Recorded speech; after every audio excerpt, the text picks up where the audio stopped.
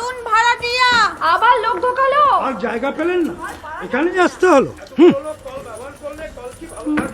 এই মেয়ে ছেলে বাড়াচ্ছিস কি রে? যা স্নানে যা, এরপর তো বাথরুম তাই খালি পাবি না।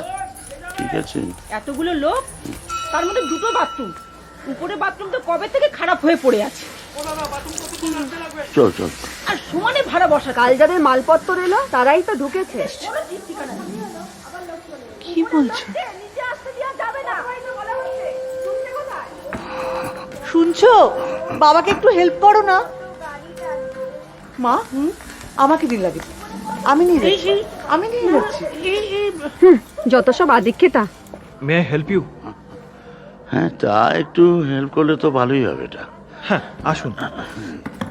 3 তলার দক্ষিণ দিকের ঘরটা তো? হ্যাঁ হ্যাঁ।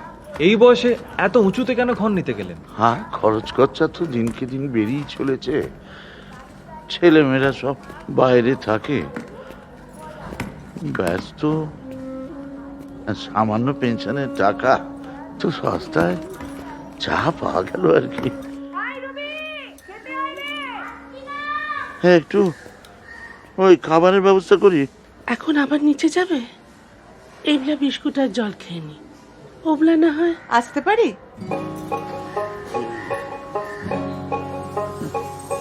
জানো তো আমি ক্লাস 1।